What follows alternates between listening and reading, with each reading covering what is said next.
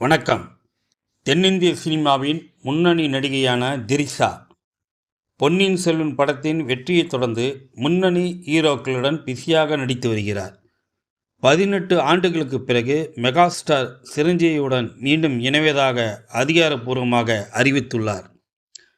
சிரஞ்சீவி நடிப்பில் உருவாகி வரும் விஸ்வம் பர படத்தின் கதாநாயகியாக திரிஷா நடிக்க உள்ளார்.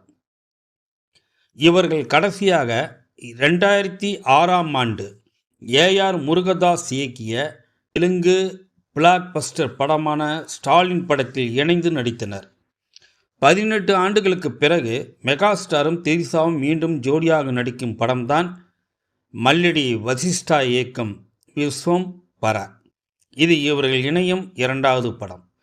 சிரஞ்சீவி தனது சமூக ஊடகங்களுக்கு அழைத்து சென்று திரிஷாவை ஒரு பிடிஎஸ் வீடியோவுடன் வரவேற்றார்.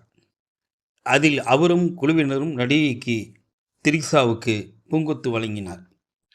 சிரஞ்சீவியின் பதிவுக்கு பதிலளித்த திரிஷா, 18 ஆண்டுகளுக்கு பிறகு ஒரே ஒரு மெகா ஸ்டாருடன் மீண்டும் இணைவது மிகவும் மகிழ்ச்சியை தருகிறது. என்ன ஒரு மரியாதை! சிரஞ்சீவி சார், உங்களுடைய அன்பான வரவேற்புக்கு மிக்க நன்றி என்று எழுதினார். இது தற்போது இணையத்தில் வைரலாகி வருகிறது.